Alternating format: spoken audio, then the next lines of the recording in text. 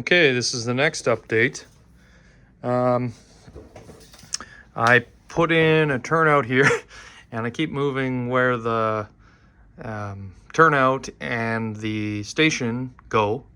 I want to have a water tower there still from Broadway.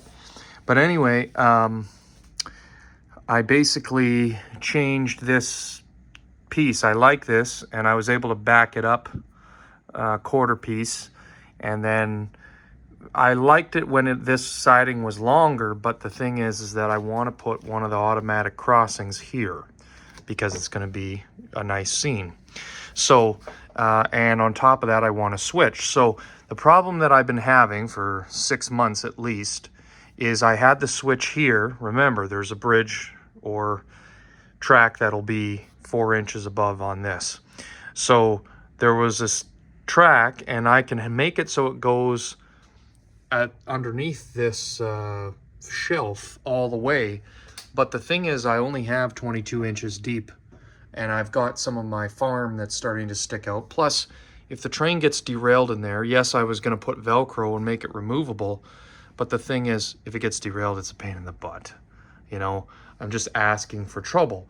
And then on top of it, when it gets down to the other side here, it still has to go over a raised main line, because basically somewhere I need to have a turnout where the roundhouse is going to be, the big Union Pacific one. And I've got double track in here. I didn't put any single pieces except for this rerailer all the way around. And these curves I've got working. And if I change these straight pieces out to turnouts, it just causes a nightmare. So I thought about it, you know, how would a real railroad do it? They would have a branch line or a spur, and they wouldn't go so close to the industry or thing they're trying to access. So I'm trying to access way down there with a turnout over here, and that's what makes this a really great layout.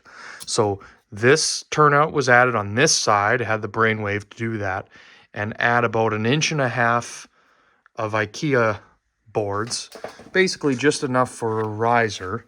So this was already raised a 1/2 inch, so I continued that.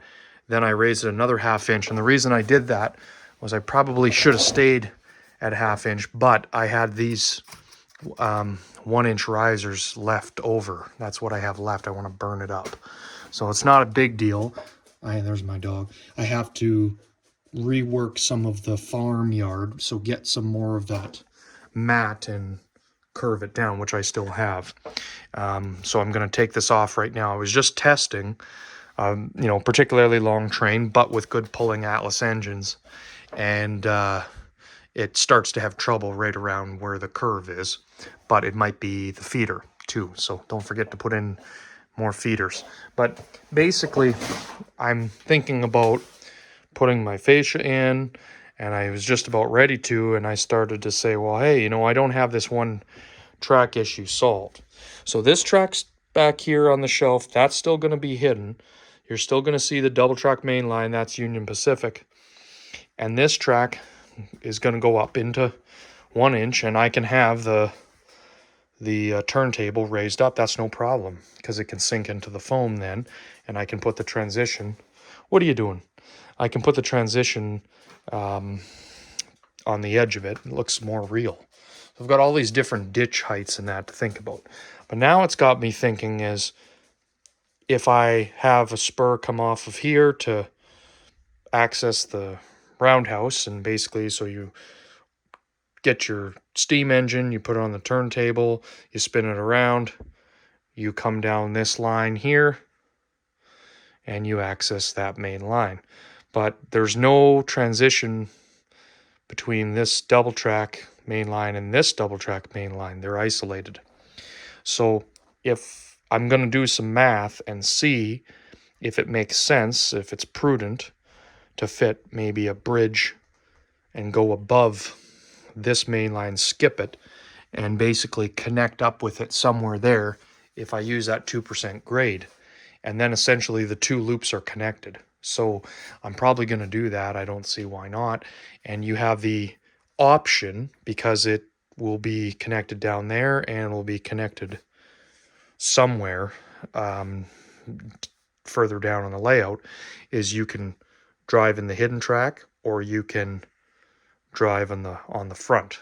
I really like how this is coming out, and I wanted to show you before it gets covered up. So I also got some grass gluing, and I got some more alcohol, rubbing alcohol, and got this gravel parking lot gluing down. So all right, guys, we'll talk to you soon.